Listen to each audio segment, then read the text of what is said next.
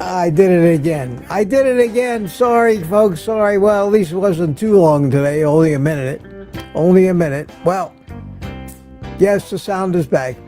I have to stop muting the microphone before the stream because I always forget to unmute it. It's something new I started doing, and it appears that Kelsey is done. So that'll be it. And let's get over to me. You got a minute of music. All right. It's been one of those mornings. Almost like I don't know whether I'm coming or going. Nothing's been different, but here I am. So, let's get rid of the music. Now, what I was saying for you non-lip readers out there is that the burning question this morning on everybody's mind, I'm sure, is what happened at the dentist yesterday. And I'll tell you But first, drink it if you got it. And I'm drinking out of my handmade collector's edition Robert Kilt's coffee cup this morning. One of the bigger ones I think he's ever made. This is great. My coffee this morning is carrying iodine because it's always got something in it. Good to see you all. Good to see you all. Watched Skills this morning. And here I am, and here you come. Everybody's starting to come in. Good to see you. Good to see you. So, before I start to say hello, I did keep the dental appointment yesterday. I got over my little hissy fit being pissed off at those people. Basically just the one receptionist office person that I talked to, and I drove over there. It was a nice drive. Of course, driving, that distance is a stretch. Not hard, but and not even that tiring because you're just sitting there. But you do concentrate for quite a while. And I got over. Snoopy likes my blue shirt. Oh, thank you. Something a little different this morning. I got over there, and I always leave a little early because with the traffic around Orlando, you never know. You could get stuck. So I ended up getting there about a half an hour early, and I went into the office, and I make a joke right off the bat to because I know how office gossip is, and I'm pretty well known over there. And I walked in and I looked at a couple of girls over there. One of them was the one that I really know. She wasn't there the time that they screwed me over. I said, "Here comes the grumpy old fart." And everybody started laughing. And I went over to, I won't use her name, but I went over to the girl that's always agreed to me for past 10 years. And I said, "I suppose you heard what happened." Or what's phone call? She said, "Oh, yeah." And within a minute, I was told in no uncertain terms that they love me. They value me as a patient. Evidently, the dentist heard about it because he and I get along great. And it was written off as a misunderstanding. So that's always the best way out, and I was happy. Not as much drama as will make a great story, and I like telling stories, but I did get my teeth cleaned. I did get x-rays. Oh, I did get a consultation. And interesting enough, the dentist comes in and looks at the x-rays, and we sit and talk for 10 minutes. He never even looked in my mouth because there wasn't any need to. Because my teeth and bone and gums are basically in great shape, and I attribute that to Carnivore. So, pearly white they're not, but this is as good as they get. And they didn't try to sell me anything except all those x-rays once a year. And they always fall back on the fact that the law says even they can't just clean a patient's teeth. They have to actually examine them once in a while. I don't know if that's true or not, but the guy needs to make a living too. So I go to pay the bill, you know, and I'm standing there trying to pay the bill, and y'all know that cell phone, that new cell phone that I bought. Remember that, the foldable phone? I returned that. Ended up returning it. Went back to my old original single slab phone, the Samsung Galaxy Ultra. And I returned it because it was too clumsy. It was neat. It was neat and it was great. But it was too clumsy with the opening and closing, the folding, unfolding, the delicate inner screen, the fact that the cases for those things, I went through 4 different cases trying to find one that wasn't going to damage the phone, scratch it up. Excuse me a second. I don't know if I got it. No, it's not a cold, just something. Itchy nose. So I returned it. And that thing was like $1,700, if you remember. I got chastised for spending that much money on a cell phone. Well, I returned it to Amazon. And I got an $1,800 and some credit on my credit card. So now I got an Amazon credit card. And the balance is like minus $1,700 some. And I said, well, that's great. They credited it to my credit card, but what do? How do I get the money back? Do I call them and tell them to transfer it to me? I said, that's not worth it. I buy a lot of stuff on Amazon. I'll use it up in a month or two. So I'm standing at the dentist. I said, whoa, here's a great idea. Why don't I pay for the dentist with my Amazon credit card with some of the balance? Now, the Amazon credit card, I never use the card itself because I don't go out and use credit cards. Everything's online. So I went in my wallet where I got a stack of credit cards this high, and I started looking for it, and it's not there. It's not there. And I've never lost a credit card, but I can't find it. And I can't remember the last time I even took the thing out of my wallet. So I got home.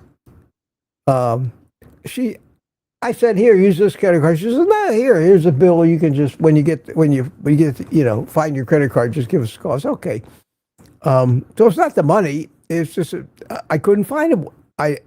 So when I got home, I looked around, no credit card. I finally said, let's just cancel it and get a new one. So I canceled it, and on Amazon. It's real easy. You say, replace my card. Click the box, it was lost. And then within 24 hours this morning, it was there. You get a tracking on the new card they're mailing you. Amazon has changed to your new account number. So of course, they don't want to keep you from shopping. So, of course, you can use your new card. But you just can't pay for anything externally with it because you don't know what the security number is. So the new card's coming in the mail. That's the first time that's ever happened to me, that I actually had to say I lost a credit card. So now I have a new credit card. We're going to take care of that. But that was the strangest thing, and I still have no idea. I know that I saw that credit card not too long ago, but do you ever have something just disappear like that? Okay, enough of my adventures. Let's talk about you. And let's see who is here this morning. First one in was Proud American. That's becoming a trend. Good morning to you and Smoothie. And we have Mandy Beddoes. Good morning, Mandy. How you doing? Peter, this is last night. Aunt B was here last night, said number 2. Rick. Wait. Mixer buttons. There you go. For Rick and Cliff Medina's here. How you doing, Cliff? Good to see you, Michael Pregler, all the usual guys. Graceful Lily, Lady June, Jem. How you doing, Jem? Good to see you. Wish you could be here, but we have to give you an early wake-up call for that. Mike Seeley from Tampa, getting up to go to work, and at 6 a.m., Brian Dish, and sneaking up on it, Cliff Beck. Wayne Herman is here. Rick again, Mike Seeley Sr., Pat the Armand, Smoothie, Mudbone, Larry, good morning. Chris Swain from Down Under. And let's see, Thomas is here. Good morning, Thomas. How you doing? Michael Pregler chimed in. Are we getting near 7 yet? Yes, we're sneaking up on it. I like this. Not that it's less pre-show chat, but it's earlier, so there isn't 200 chat messages to get through before I used to get to 8:30. And it looks like Larry Mudbone joined a private community. And speaking of that, right on cue, a reminder that tonight, Thursday night, 7 p.m. Eastern Time, we'll all be here, have a panel, and have a good time. So I'm looking forward to that. See you all then. And thank you, Larry. That's good to have you. And Sandy Blythe of 658, Brendan McIntyre, coming down the wire, Lady June, Aunt B, Larry Ryan. Hiya, Larry. Good to see you. Robbie Autry is the winner. Yes. Robbie Autry did it again. Unseating the previous champions. You guys going to let him get away with that? Or her? I don't know if Robbie could be a male or a female. Let us know. Yeah, there's sometimes it's tough, and I have guessed wrong. And finally, somebody said, "No, I'm a girl." Okay, and Smoothie, Aunt B, and everybody shot back in. CB, how you doing, CB? Good morning to you. Good to see you. And Jeff Streslak is here. Anthony is here. Lori Weitzel, good morning, Lori. How are you? And this is where Sandy Blythe told me no sound, so that didn't last as long today as it did the other day, which was good. That was very, but I'm not going to do that anymore. There's a reason I mute the microphone. It's too stupid to tell you why, but If you coax me, maybe I'll tell you.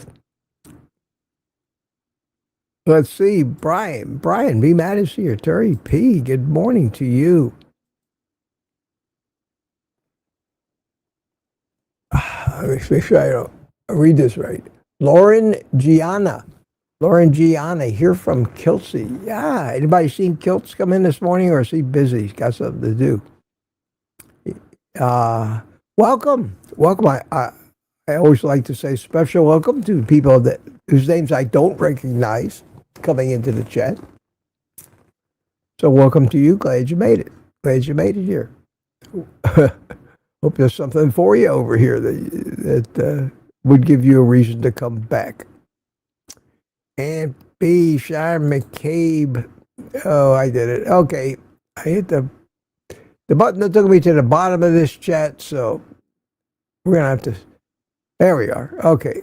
Got back to Aunt B. Now, if you have any questions for me, any comments that you might want to steer the conversation towards, stick them in the chat, and I'll find them. We're off to a good head start today. I think the only announcement that I had for today was that we have a private community live stream tonight at 7 o'clock. We always have a good time there.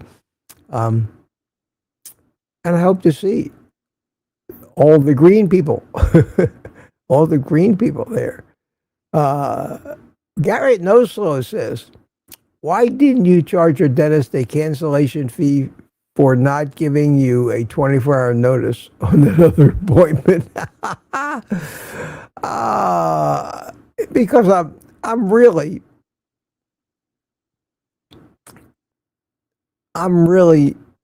I try to be a considerate and lovable guy when I deal with people. And when people basically treat me with indifference or a lack of respect, I try to always be the better of the two. And not to be petty about it. It just sometimes, especially in these day and times, their attitudes, their holier than thou, arrogance, lack of concern and consideration just triggers me.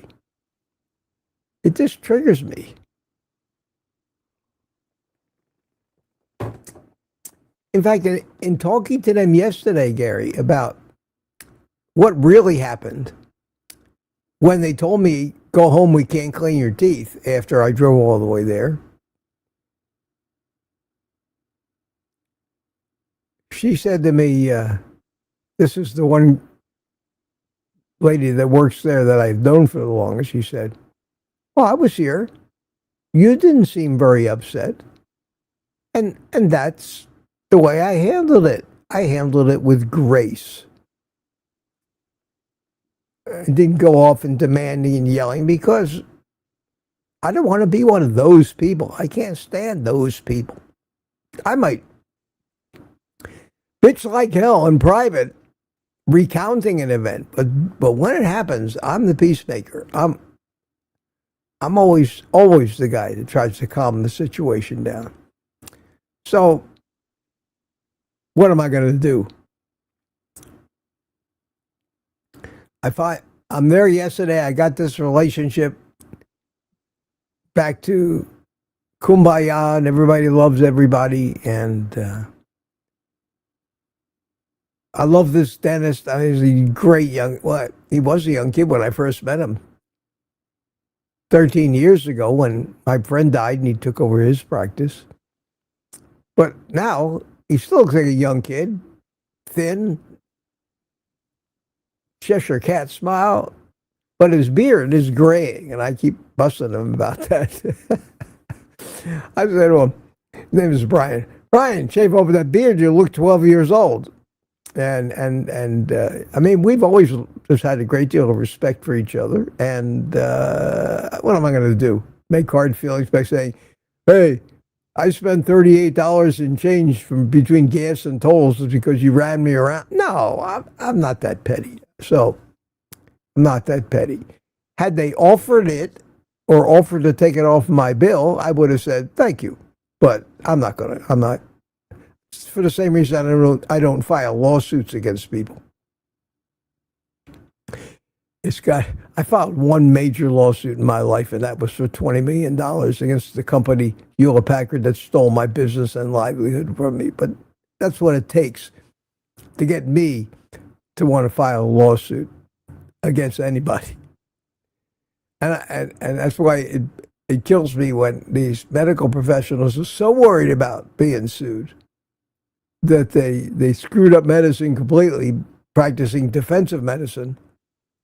Don't get me started. Don't get me started. Okay, where am I? I'm going to start looking for, yes, Aunt B says, Kilt's coffee cup. Yes, it is. I like this cup. I got two of them. I got two of them. I'm gifted as far as Kilt's is concerned. And the first cup I got when I met him in Orlando at the keto thing 2 years ago. And it was a smaller cup. And I said, I thanked him for it. It's a nice cup. But I think I made a comment somewhere along the line on one of my live streams I was using it. I said, this is a small cup, smaller than I usually use. Because I was using a Keurig coffee maker at the time, and you couldn't get a full 12 ounces into that cup. It would overflow. So Kilt's right away, he must have been watching. He says, you got a bigger cup coming. And he made this for me. And this is great. This thing is by 14 ounces or more. So I like this. The only thing I don't like about it is I have to wait a second for it to cool off a little bit because it gets just so hot with no handle on it.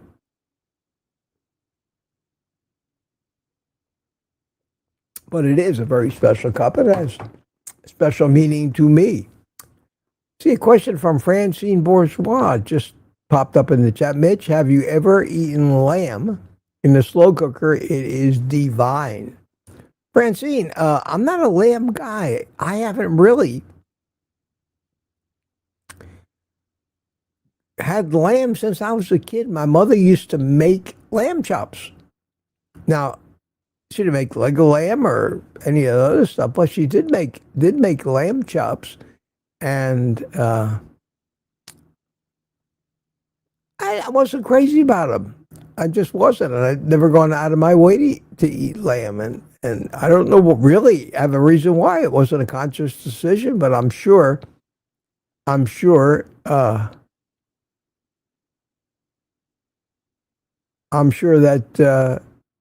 it would probably be wonderful, but I got enough variety to eat now. My problem, unlike most people who eat on a regular diet, searching for variety, always looking for the new foods to eat, I'm going in the opposite direction. I keep saying, what can I eliminate from this that I don't need, that makes no difference to me and will make it even simpler and less complicated? And that's why I've settled on just so few foods: bacon, eggs, hamburger patties, steak, and occasionally some fish. Mostly eggs, bacon, and beef. And the hamburger patties, I've been eating these frozen ones, all beef patties from Sam's Club, 1/3 pound patties, and eat 3 of those. That's a pound. I had 3 of them yesterday for when I got back from the dentist. Had my first meal, an only meal yesterday. That was it. 1 pound of ground beef, cooked in the air fryer from frozen. How easy does it get? And I have no desire. I'm not driven with any quest for pleasure from food, let's say. Now it's just basically pulling up to the gas pump and refueling. So I haven't been exploring new and wonderful things, which makes it difficult for me, since people kind of like when I come up with recipes for things. But it's getting tougher and tougher because I'm getting narrower and narrower in the range of stuff that I eat, and I'm not feeling unhappy or deprived about it. I actually am relieved and enjoy the fact that I don't have a dish full of dishes to clean up from cooking some elaborate recipe with 30 different ingredients. I can't even imagine being a vegan. Whoa, crazy. I watched some of those videos. They got 30 of these little tiny custard cups with every kind of different spice and vegetable and pour you, and you add this, and you add this, and you add this, and you add that, and you add that, and then you chop it, and then you mix it, and then you wave your hand over 3 times and chant the magic words, and then you put the chia seeds in it, then the flax seeds in it, then you put it in the refrigerator for exactly 47 minutes and 30 seconds to chill it to the correct temperature, then you pick it out, then you shake it up, turn it upside down. Now let's start to make the dressing. Jeez. That's a full-time job. Here comes Mitch with his recipe. Okay, you take this here air fryer, you take this here frozen hamburger patty, you put it in this here air fryer, you shut the lid, you push the button, you take it out of the air fryer, you put it on the plate, and you eat it. Can you remember all that? That's what I love about it. I love that about this lifestyle, but it's the fact that I don't want to go back to the old ways of, oh man, I need something different today. I'm so tired of all that same stuff. If I eat another bite of this, I'll kill myself. No, I don't like that. I like the non-reliance on food. I like the food freedom. How do you explain that to somebody who's never experienced that? How do you explain that to people? Your friends, your relatives, whose entire day is consumed with thoughts of, oh, that would be great. Oh, I'm going to get that. But when I get home, I'm going to make this other thing. I need to get me stop at the bagel store and buy a dozen bagels on the way home or donuts. How do you explain to people who are driven by this quest from their subconscious in this search for nutrition, adequate nutrition, to keep cramming everything they can think of that they're addicted to into their mouth in the hopes, and this is the crux of it. We do all this stuff. We have all this quest to go out there and just keep eating different foods, a large variety of foods, for the random chance that nutrient that we ran out of happens to be contained in it. And that's why we get addicted to these things, because it forces us to just keep putting all kinds of different crap in our body until, in the hopes that it may contain. Whereas we finally figured out that eating just meat, there's no nutrients you're going to be short of, except for a few that may need supplementing because of the state of the world and the state of the soil and the state of what used to be in food that might not be in here now because of factory involvement in the food chain. So once you got that figured out and you take the supplements, mostly electrolytes, maybe iodine, and then like I do with leucine and creatine now for a special reason, but that stuff is in the food, and I could live very well and not get cravings without the creatine and leucine. Everything we need is in the food, especially if you eat eggs, bacon, and beef. Dairy optional. Butter. I don't use a lot of butter. And I don't know if I paid the price for it, but I try to make sure I get the fat by eating a lot of bacon and eggs, because that's loaded with fat. Loaded with fat. So I like the simplicity of it. I was answering a question. I didn't put it up on the screen. It started out talking about, do I eat like lamb? And away I went. Okay, so let's go back here and see if I don't want to miss any questions and see what you guys are saying. How's our attendance? About 120 people. Good deal. DS111 is here. It says, I found horrific photos of both cavities that occur between the teeth for my daughter because she mostly does not use water pick. Yeah. We've all had that. And you got a high sugar diet, you're basically unhealthy and prone. You're going to get tooth decay, and it's going to start where the food sits.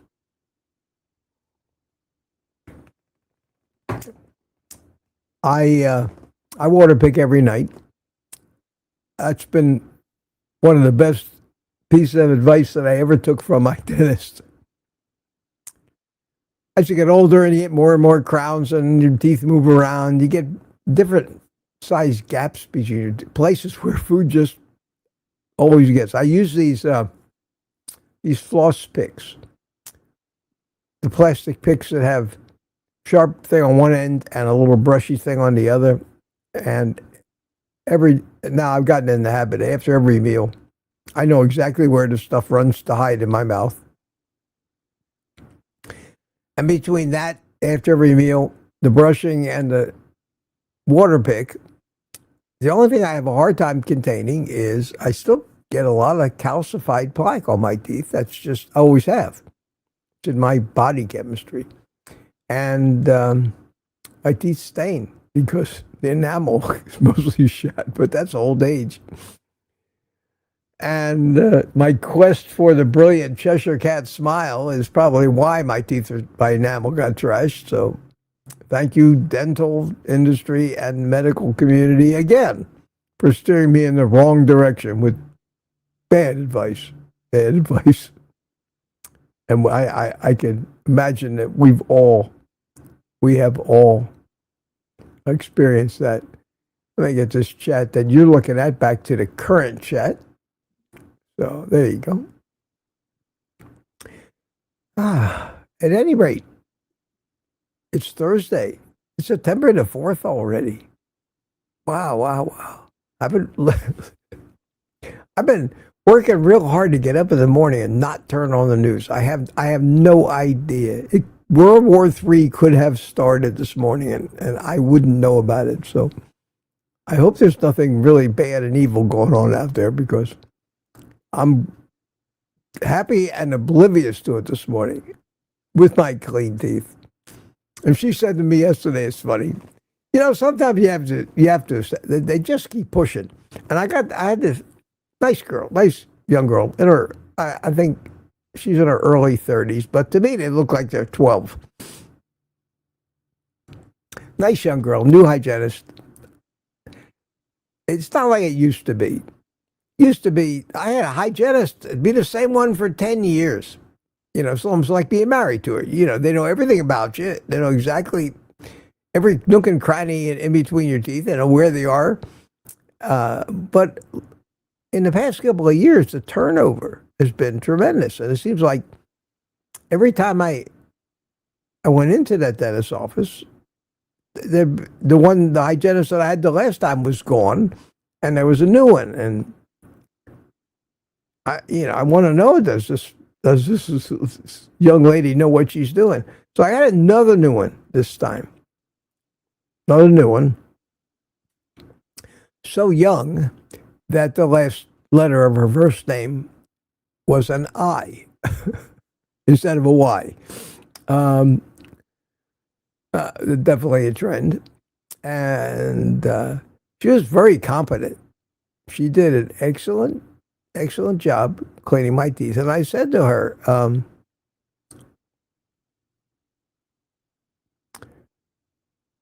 complimented her, told her that she did an excellent job. And I told the dentist, she's a keeper. I asked her, are you going to be around next time when I come in?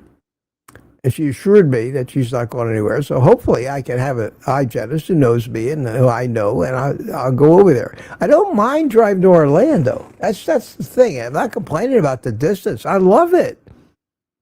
You look at my life, I don't leave the house very often these days. I didn't even before the stroke. I had nowhere to go other than the store. I don't have a big social life, nor do I want one. But it's a road trip. It's an adventure. I got a beautiful car I never drive. Especially after I had the stroke. I had this brand new, beautiful car. I got it in December. It's got 1,400 miles on it now. That's it. I called the dealer. I started getting things in the mail. Your car is due for an oil change. I said, it's got 1,400 miles. Then they light up the dash lights up. Service due 3 days ago. So I called the car dealer and I said, do I really need to bring my car in for service? It's got 1,400 miles. And the guy said, and here's a way to get an honest answer out of a car dealer service advisor.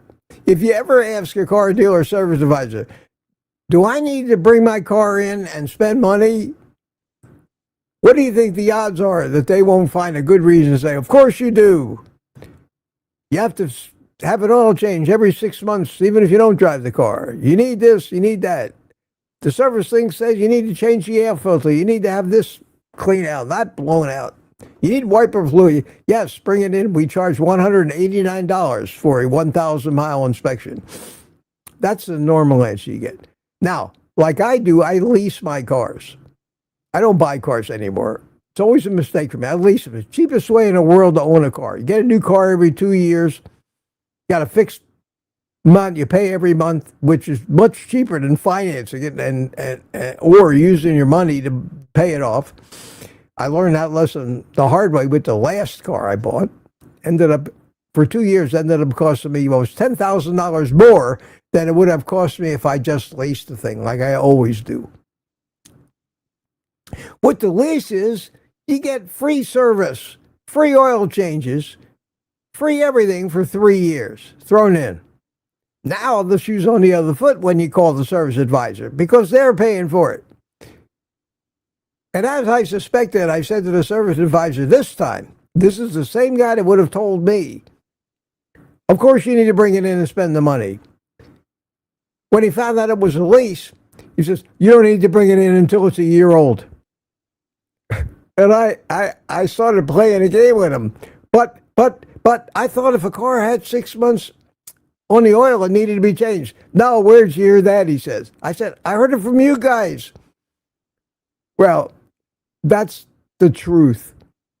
Don't believe this nonsense. Everybody's out to screw you, I'm convinced. But when they have to pay for it, and that's what happens with doctors and medical things. If you had to pay for it, my God, they'd be crazy. If your insurance company has to pay for it, they're ready to grab the scalpel and cut you open. But if they knew there was no money there, and they were going to have to take you to court to get paid for it, it would be amazing. It would be absolutely amazing that all of a sudden that terribly pressing medical condition that you had that required all this expensive treatment would resolve itself and be not that big a deal. And you'd probably be all right without it. Isn't it amazing how that happens? And that's not just medical community. That extends itself to the car dealership too. How did I ever get started talking about? That's the rabbit hole. The rabbit hole has many detours. I started out talking about a road trip to my dentist and ended up talking about oil changes in my new car. The good news is there's very few times when I can't have something to talk about. But let's talk about Carnivore, and let me look for questions here. Question, here's one, Susan B. And I'm getting the questions, instead of the older questions, I'm seeing them go by. Maybe that's a better way of doing it. Oh, so over in the chat that you see on the screen, it says, from Susan P. Have you heard of alpha gal? I was bit by a tick, and now I get terrible hives when I eat foods from mammals. I went carnivore last December and loved it. Chicken, turkey, not the same. Suggestions? Well, yes, I've heard of alpha gal, and the gal in alpha gal, it's not a young lady. The gal stands for galactose, which is a sugar. And there's a condition where we develop basically an allergy to that compound that's in most meat. And evidently the Lone Star tick, thank you, Texas, the Lone Star tick gives you alpha gal. I don't know a lot about it. I know that it has become the subject of the newest propaganda campaign to demonize meat and get us to eat more fruits, vegetables, and healthy whole grains. I don't see it's really catching on because I haven't seen that much of it. But all of a sudden, we started hearing about this alpha-gal syndrome. From what I understand, it's not a treatment for it, but it will go away within a year. You can eat other meat. I think it's primarily the ruminant animal meat that you might be affected. But I think you can still eat pork and maybe some other meats, but I'm not an expert on it. But yeah, it's a real thing. It is a real thing.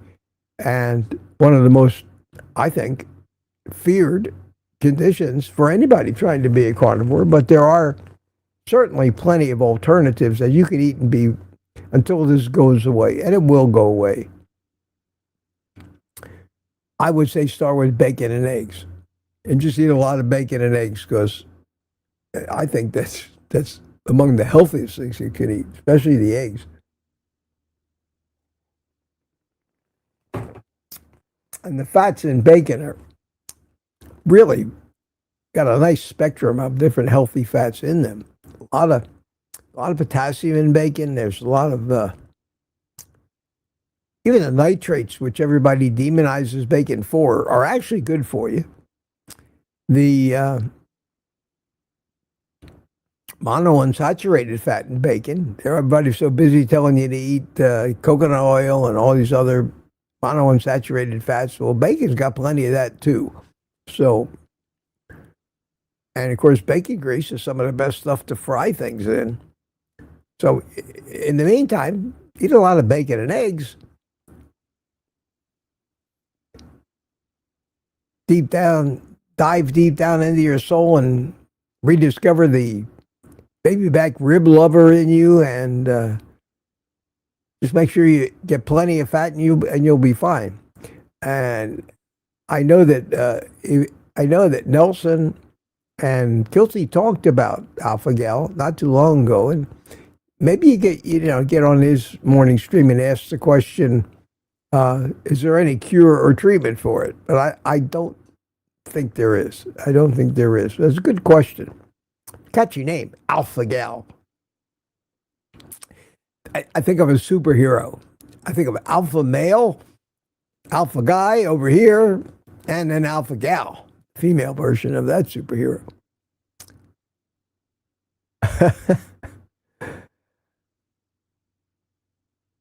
And Terry B says, I've stopped the bacon for now, but also eat a lot of eggs and beef. I don't know why anybody wants to stop bacon. It's meat candy, as far as I'm concerned. It's worth it. It's the thing I look forward to. It's the thing I look forward to. You know, it's good for you. It's good for you. So much stigma applied to that. I mean, any of us that are old enough remember that magazine cover with the bacon and eggs and the frown, talking about way back, talking about acid keys and the cholesterol being a killer. Jerry Voitos says, maybe Sonny's has your credit card. No, that's impossible. My son refuses to let me buy him lunch. I never even take my wallet into Sonny's. That's why I don't know where the hell it is. You know what it was? One day, I would more than likely had to get the card to get the security number off of it to use it to pay for something online. I took it out of my wallet and I put it down on my desk or something like that, and it vanished. It was not stolen. There's no fraudulent charges on it.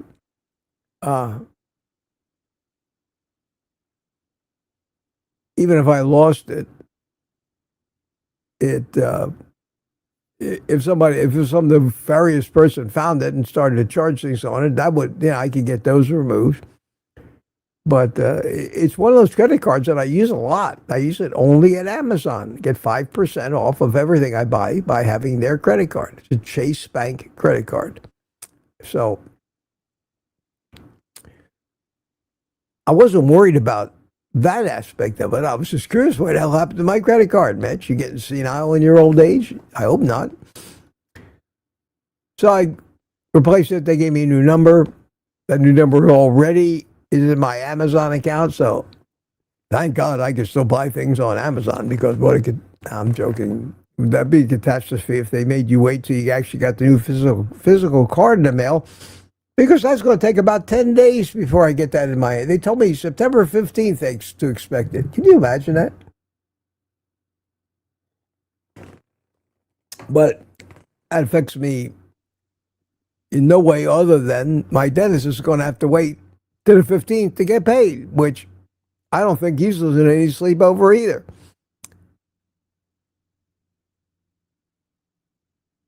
So no, that was that. Why did you charge? Okay. Boy, am I 100 years behind here, folks? Wow. Question. Yeah, this is interesting, Peter. Question. I thought you loved your new foldable cell phone. We decided to return it. I'm surprised. Yeah, well, that's a lot of money, Peter. I wish I had put as much thought in my marriages about the long-term benefits as I put into that cell phone. Because when I bought it, you could pretty much get it at the same price from either Samsung with their deals and their trade-ins and all this special pre-order stuff, and Amazon from the Samsung store. Same exact price. And the actual final price of the cell phone, if you didn't trade something in, if you didn't buy more earbuds and watches and things like that, was $1,700. So I bought the cell phone for $1,700, and I bought the Fold last year when the Fold 6 came out. I wanted one, and the Fold 7 was so super, and I was so excited about it. And I finally got to thinking, I couldn't find a case to protect it.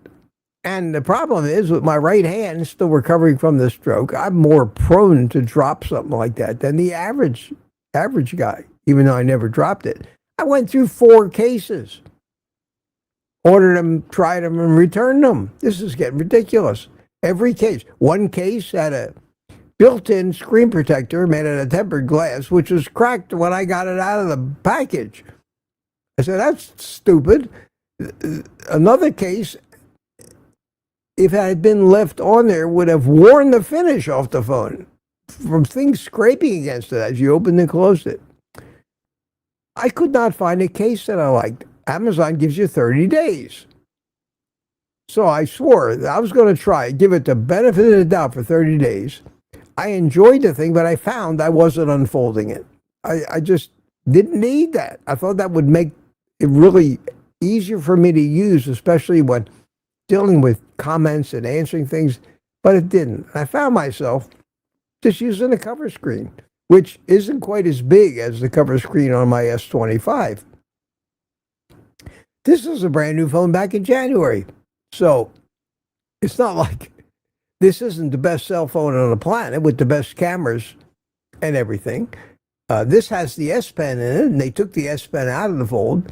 So the main reason I bought the Fold was for what I thought would be the tremendous benefits of the big screen. Now, since I don't consume media on my cell phone, I don't use it like a lot of people do to watch movies on airplane trips and do all that stuff. I got enough big TV screens around my house. I don't need to watch that stuff on my cell phone. It turned out that I didn't need it and didn't need it anyway. I didn't need it anyway. And so I decided I'm going to return it. So I returned it. Because why pay that kind of money for something that I don't value enough to even keep it? And that's the pragmatist to me and the realist. So It's gone, and now I got this huge credit on my Chase credit card. And silly me, I'm saying, I said, wow, I got $1,700 left on a credit. What do I really want that I can buy for $1,700? Without realizing that maybe I shouldn't buy anything because I don't need anything. But that's the lover of technical toys in me. You know, right away I'm saying, hey man, you need to be camera. I don't need anything, really. Not that department, that's for sure. Lawrence says, I'm worried about my ApoB.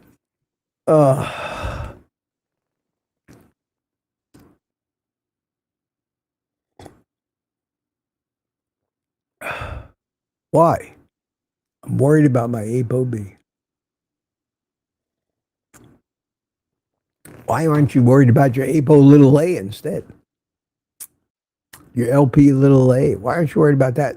Why is it the ApoB? Did you happen to see somebody's video that says you should or you need to worry about this?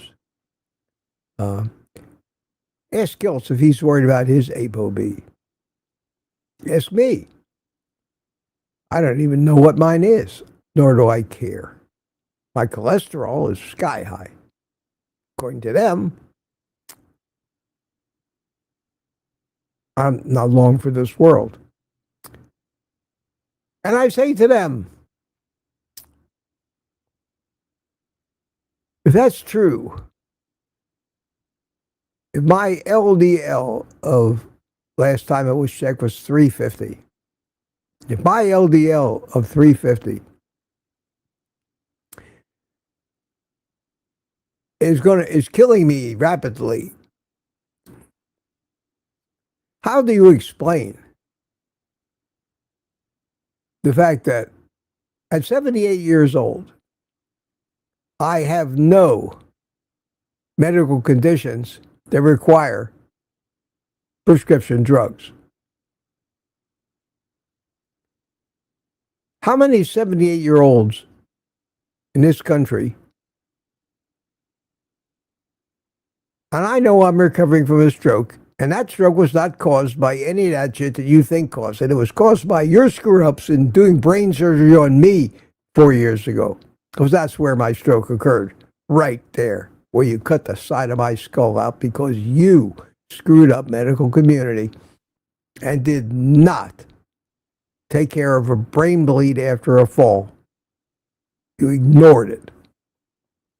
So don't tell me it's my cholesterol responsible for the stroke when it's your malpractice, and it, unfortunately, is too hard a case for a lawyer to prove, so nobody will take a case like that. You better be in a wheelchair after a car accident to get one of those ambulance chasers to look at you. That's just the reality of the world. But they don't hesitate to blame me for everything. Well, ApoB, especially ApoB 100, is a protein that sits on the surface of a lipoprotein and acts as a kind of a license plate to be read by the receptors on the liver when the apoprotein molecule returns to the liver to take on new cargo.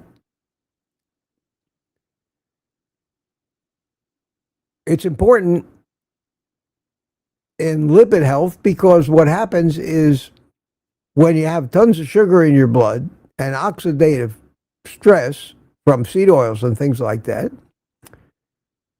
the sugar and stuff destroys or gloms over or hides the ApoB molecule, which is the identifying license plate of the lipoprotein. And the liver can't recognize it. It's already emptied its cargo. It's rejected by the liver, so it's turned out like a nomad into the bloodstream to eventually die a natural death and be eaten up by a macrophage and eliminated. That's the small damaged LDL that we talk about, SDLDL.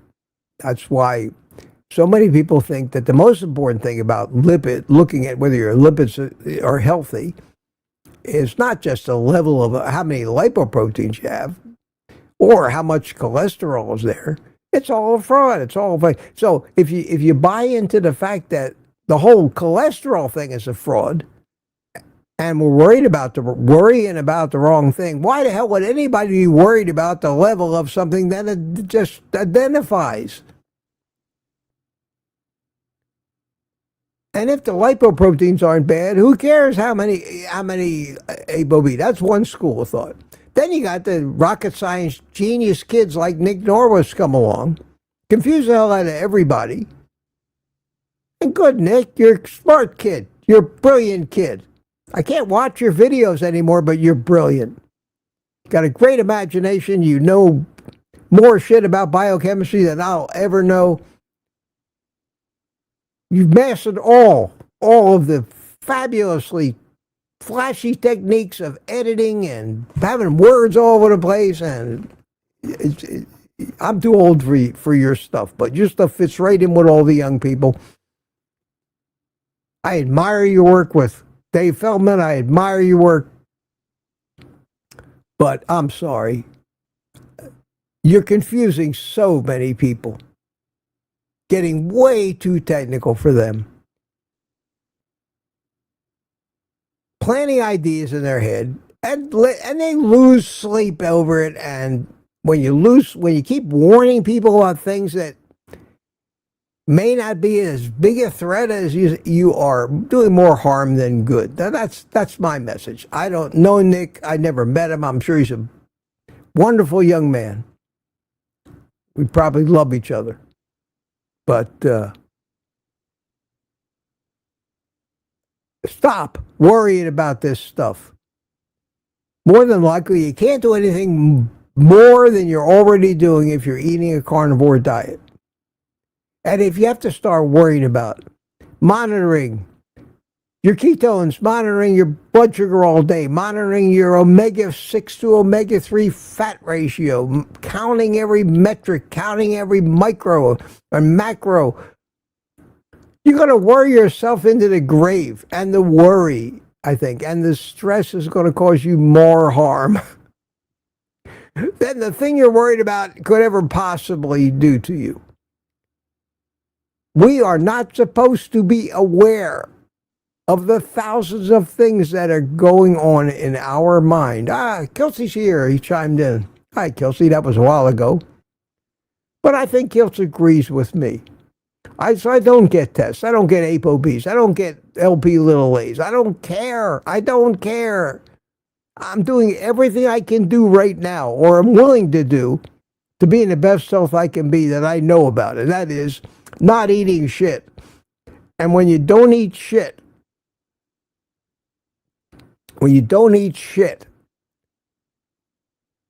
that's the best you can do for yourself. Or you're going to be living in a laboratory for the rest of your life. I don't want to do that. I'm not going to live to be 150 no matter what I do. If I live to be 100, that'd be great. If I live to be 80, that'd be okay. I mean, I've had plenty of this life, believe me. Barry Simon, little super chat says Kiltz is interviewing Nick this afternoon. Yeah, he is. He's interviewing him, but he's not doing it live, which is probably very smart because Nick is the opposite of Kiltz. That's going to be a very interesting interview. I want to hear Nick when Kiltzy says we don't burn sugar, we don't use sugar as energy, we use it as a glycosylating agent. When he says that to Nick Norris, I want to hear the discussion that ensues. Kiltzy's a smart man, and Nick is a highly educated young doctor and researcher. I'm sure that they agree on 90-something% of things, but there are major disparities in their messages, and I think it's going to be interesting. I think Kiltz can handle it, and I hope Nick can show some tact and doesn't keep, like one guest that Kiltz had that just kept telling him he was wrong. You remember that? What was his name? Now I've forgotten his name, but I've forgotten about him because he was a moron and a fool, an arrogant young scientist, know-it-all. with no tact. I don't care how smart you are. Number one, respect your elders, if nothing else, man. Learn a little social grace. Learn how to not be the smartest guy in the room sometimes. If I watch that interview, even if I watch it with Kiltz and Norwitz, I'm going to be curious as to whether Nick Norwitz can handle Kiltz with the grace and the respect for his intelligence that he deserves and has earned, certainly. There are times when Nick Norris reminds me of Joey Schwartz, for those of you who remember Joey Schwartz. Arrogant little know-it-all punk.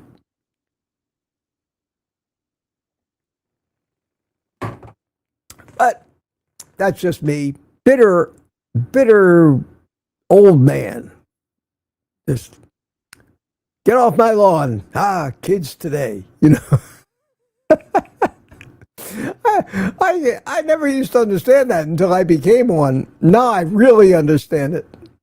Nobody my age would have had a life like I've had appreciate some young punk come along telling them how smart they are and how wrong I am. I don't react well to that. What Kiltz says, love the oranges. Oh, yeah. Feed to the cows. Oh, yeah. Boy, I'm way behind in the chat there. There were some questions. Should I worry about my ApoB? There you go. At 204, says Lauren, I have a pattern A. Cardio IQ. Okay, if you have a pattern, if you're, I wouldn't worry about it if you got an NMR test, which separates the serum lipids into much smaller groups, and is much more able to separate and read the number of small dense particles as opposed to big fluffy particles. If you're a pattern A, what they call pattern A, then you have a majority of big fluffy LDL, and you're perfectly healthy, regardless of what the number says. They keep trying to find subtleties with all these different measurements. Forget it. That's he says, it's just, Nick Norris says I should worry about the ApoB. Well, I'm sorry. I don't care. I think Nick Norris has his own things that he needs to worry about. Not as far as his health, but maybe his relationship with his girlfriend. Everybody has something to worry about. Don't agonize over it. And generally what happens when somebody tells me that there's something I need to worry about, need to focus on, need to pay attention to because it's critical and it's going to kill me. You know what I normally do? I normally go to YouTube and I say, hide this channel from my feed. I don't want to ever see them again because I don't agree. And I don't need to keep having their stuff presented to me. And ApoB what? ApoB 100? ApoB something else? So they try to oversimplify this stuff so that you'll agonize over it. Gets clicks on YouTube videos. And the more they can scare you with a scary thumbnail. Are you at risk of imminent death because of ApoB? Click and find out.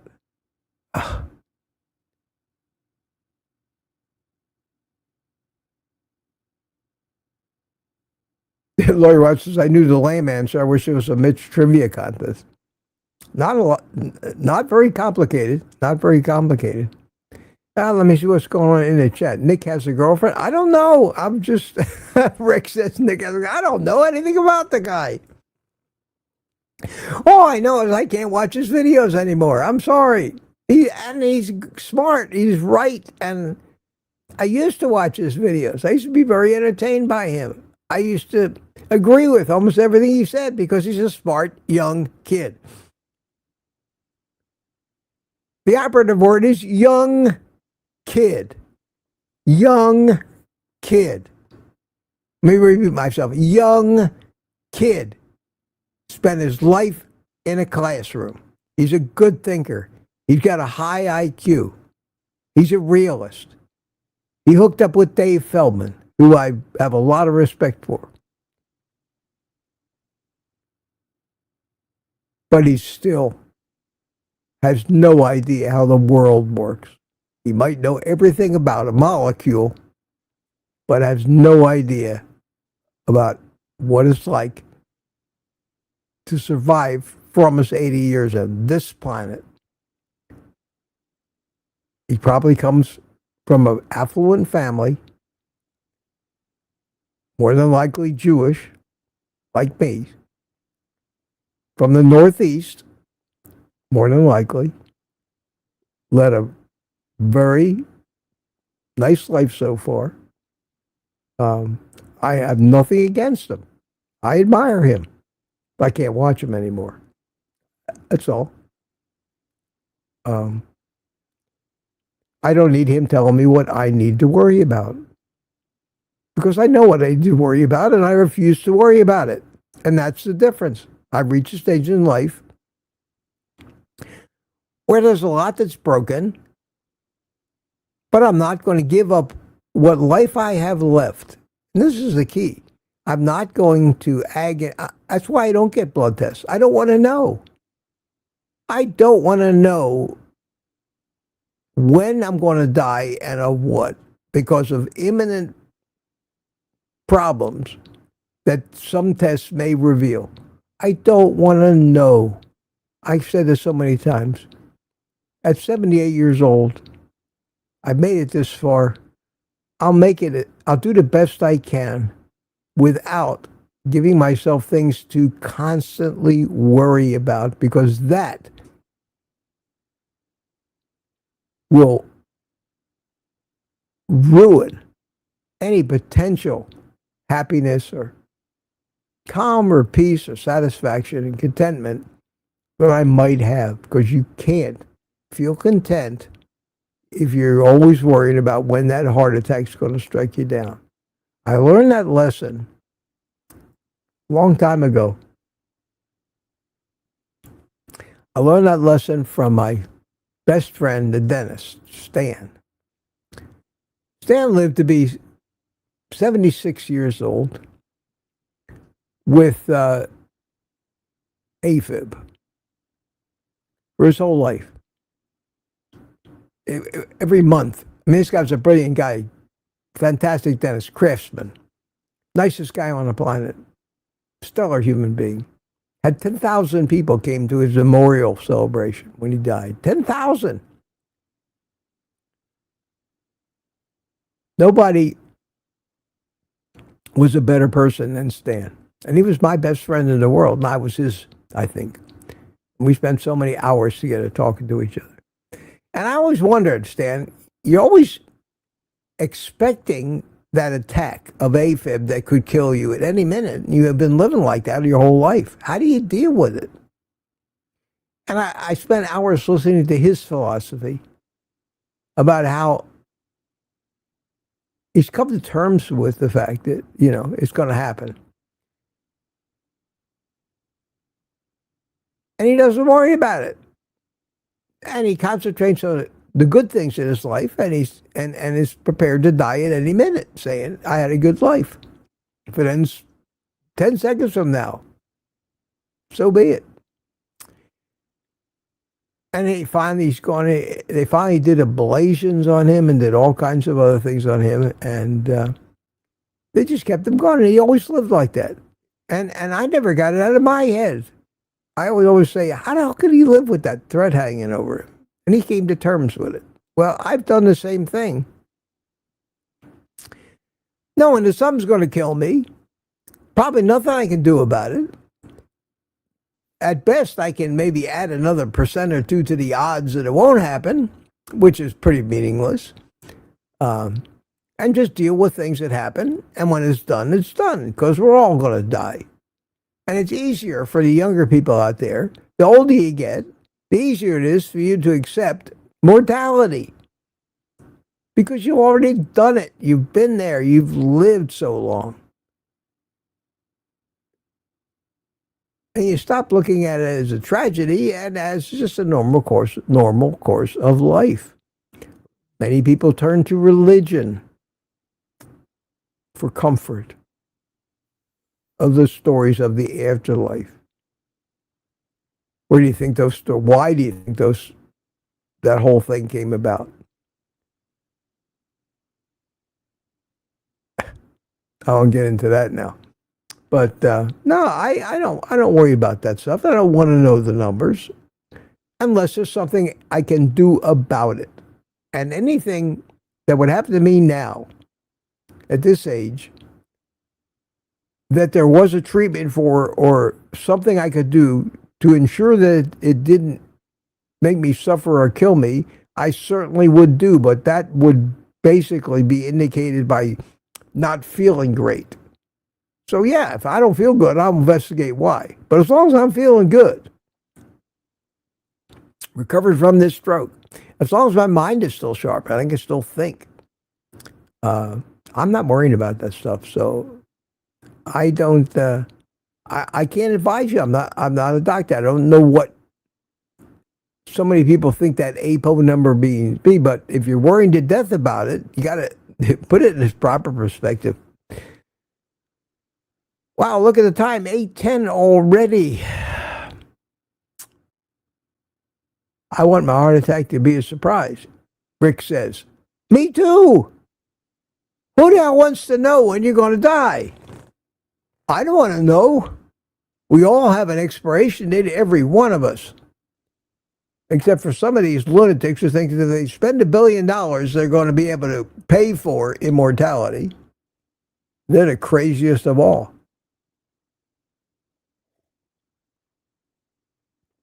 Ashley Tuca's here.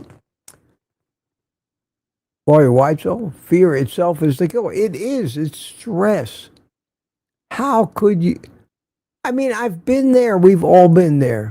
When my dermatologist looked at this dark spot on my nose 8 years ago and said, "Oh, I don't like the looks of that thing," which is, those are words you never want to hear come out of a doctor's mouth. Oh, I don't like the looks of that. And they cut out a piece of it and send it off to the lab. Well, okay, we'll let you know in about 7 days. We should know the results. For those 7 days, if you're like me, you start planning your funeral. Getting your affairs in order. Think about nothing else. Nothing else. Like being on trial for your life and waiting for the jury to come back. What are you going to do with that on your mind? Go to a movie? 7 days. My life revolved around, a phone call from the doctor's office telling me the results of whether I had a malignancy that could kill me on my nose or it was just a freckle.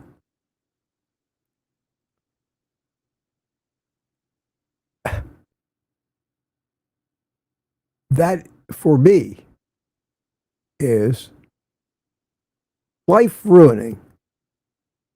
Why bother even living if you have to live in that kind of fear? Some other people, doesn't bother them at all. Oh, well, I'll deal with it. Well, I'm not that way, so it depends on you. But the stress and the worry, I don't want to know. I just want to go about and try to get the most out of every minute of whatever life I got left. And it could be a long one. Sometimes I think my biggest fear is that I might live to be 120.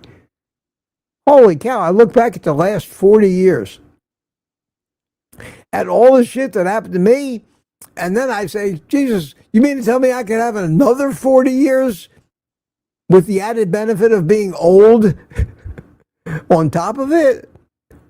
No, thank you. No, thank you. So maybe 90-something would be an adequate compromise between deteriorating and getting frail, fighting like hell to stay young and healthy in the face of biology that's killing you, and determine that no, it doesn't work that way, and the quality of life. So for me, it's about the quality of life, not the quantity of life. And if my quality of life is ever taken away from me, I can't see any reason to hang around much longer and suffer. But that's just me. And these are thoughts you get when you get older. So listen, my friends, I didn't get all the questions, I'm sure, today.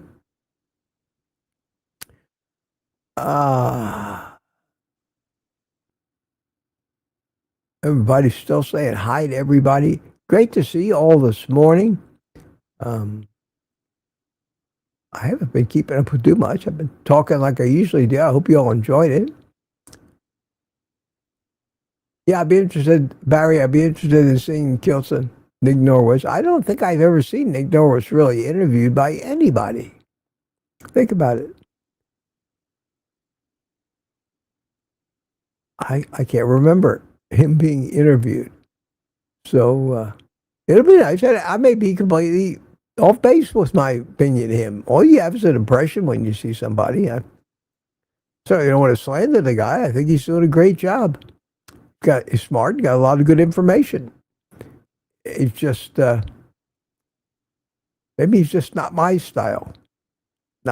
Maybe not my YouTube style. I tend to not watch any videos where people splash text all over the screen when they're talking. I don't like that. I don't like that. That's all psychological maneuvers to cram information into your head while your mind is wandering elsewhere.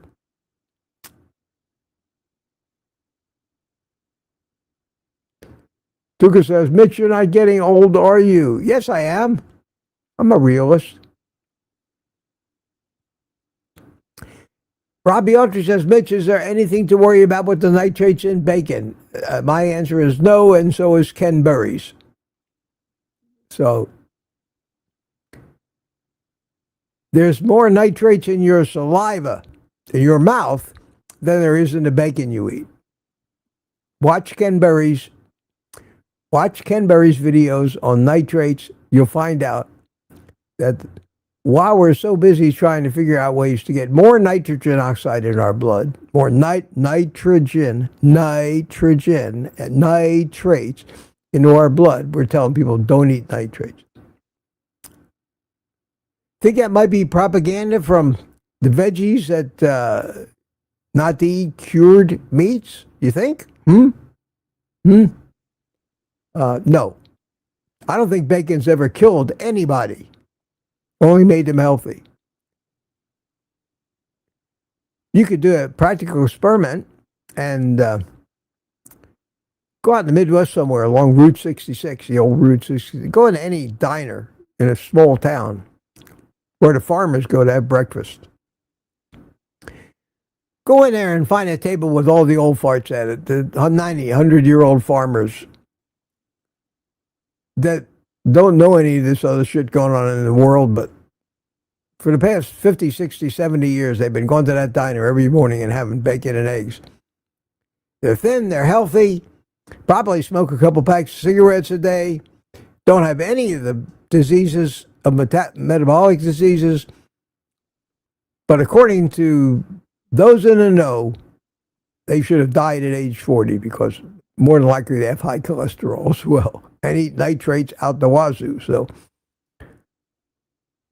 I think that everything we hear is propaganda these days. And with artificial intelligence, not only will it be propaganda, it will be AI-generated propaganda. We will no longer know what's real and what isn't. We will no longer be able to trust anything we see with our eyes or hear with our ears. We already can't trust anything that some newscaster tells us. It is nothing but manipulation from those people who have the ear and the control of the media and every other thing.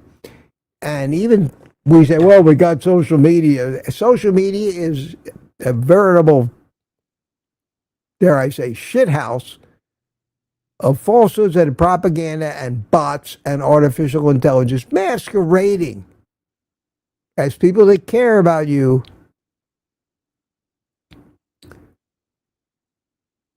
and want to find other ways to get your money. The world is a garbage can of propaganda right now. And the best way that I'm finding to exist in it is turn it off. Stop watching the news. Try to get off as many of these email lists as you can. Try to protect your privacy. Drop out. And one of the reasons I keep thinking about stopping this YouTube stuff is because just to drop out.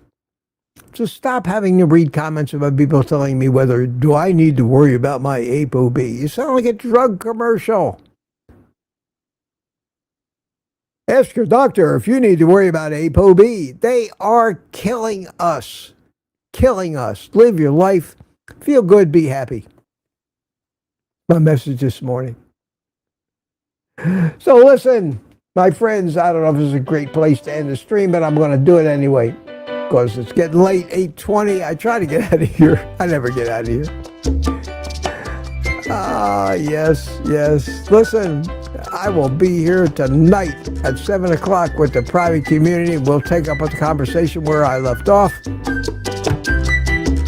You scroll down to the bottom of the chat. Everybody say goodbye to each other. Yes, someone says, I am reality. Yeah, we all know it. That's why I don't even use artificial intelligence for anything. It's artificial. As far as I'm concerned, there's intelligence and there's not. Real intelligence is a thing of the past, unfortunately. All we have is real brainwashing now in everything.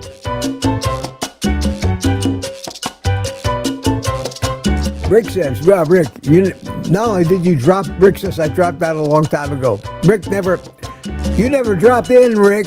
It's impossible for you to drop out. You never dropped in. You may have been the smartest one of all of us from the very beginning. Really. Dr. Simon's telling everybody, have a good walk. Don't be live at 8 with Rick. CB Carmack, take care. Lori Weitzel. Meathead, how you doing, Kurt? I picked up the tall end like I always do. Mike Sealy, Senior, see you this evening. And Smoothie says, have a great day. Lady June says, bye all. Lori says, thank you, Mitch. Girl's coming to clean my house today. I got to get out of her way and get on with my day. I don't know if I haven't put a video out for the past couple days. Had a dentist yesterday. Don't really feel like doing any editing today. I've got a lot of computer work that I have to do in other areas. So I will see you tonight. I do have a review video to make on that Typher wireless thermometer, which I got, and it's beautiful, really cool. But I have to make a video about it, which takes a few days to film it, and so we'll see about that. But other than that, I will be back tonight and then again tomorrow morning. Until then, you know what to do. Take the rest of the day off and eat meat.